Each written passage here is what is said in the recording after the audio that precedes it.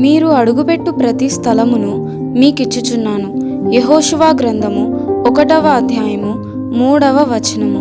క్రీస్తు కోసం మనం ఇంతవరకు ఆక్రమించుకోలేని స్థలాల సంగతి మాత్రమే కాక, ఇంతవరకు మనం స్వతంత్రించుకోని అనేకమైన వాగ్దానాలు ఇంకా అలాగే ఉండిపోయాయి. దేవుడు యెహోషువతో ఏం చెప్పాడు? మీ అడుగుపడే ప్రతి స్థలాన్ని నేను మీకిచ్చాను. అటు తరువాత వాగ్దాన దేశాన్ని గురించిన వివరాలనిచ్చాడు. అదంతా వాళ్ళదే, కానీ ఒక్క షరతు, వాళ్ళు ఆ దేశమంతటా అటు నుంచి ఇటు చివరి దాకా తిరగాలి, తమ పాదాలతో దాన్ని కొలవాలి. అయితే 1/3 కంటే ఎక్కువ ప్రదేశాన్ని వాళ్ళు తిరిగి చూడలేదు. అందుకే 1/3 భాగమే వాళ్ళ స్వాధీనమైంది. వాళ్ళు తమ పాదాలతో కొలిచి చూసినదే వాళ్ళకి దక్కింది. పేతురు రాసిన 2వ పత్రికలో మన కోసం తెరిచి ఉన్న వాగ్దత్త దేశం గురించి చదువుతాము.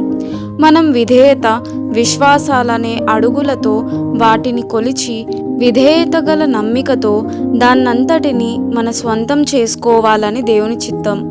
మనలో ఎంతమంది క్రీస్తు పేరట దేవుని వాగ్దానాలను స్వాధీనం చేసుకున్నాము? విశ్వాస భూమి ఎంతో విస్తరించి ఉంది. దాని కొనల వరకు నడిచి వెళ్ళి మొత్తాన్ని స్వాధీనపరచుకోవాలి. మన స్వాస్థ్యం మొత్తాన్ని మనం చేజిక్కించుకుందాం. ఉత్తరానికి, దక్షిణానికి మన కన్నులెత్తుదాం. తూర్పు పడమరలను పరికించి చూద్దాం. నీకు కనిపించే నేలంతటిని నీకిస్తాను అంటున్నాడు దేవుడు.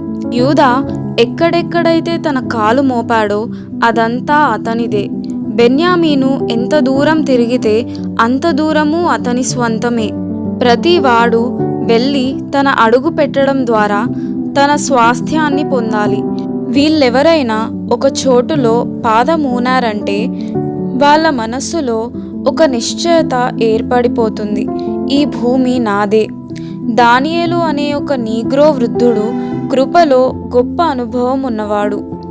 అతన్ని ఒకసారి ఎవరో అడిగారు, దానియేలు, మతంలో నీకు అంత సంతోషం, శాంతి ఎలా దొరుకుతున్నాయి? అతను జవాబిచ్చాడు, అతి శ్రేష్టమైన విలువైన వాగ్దానాల మీద నేను బోర్లా పడిపోతాను. వాటిలో ఉన్నవన్నీ నావే. ఎంత సంతోషం! అవును, వాగ్దానాల మీద బోర్లాగా పడిపోయి వాటిల్లోని ఐశ్వర్యాన్నంతటినీ కౌగిలించుకుంటే అవన్నీ మనవే.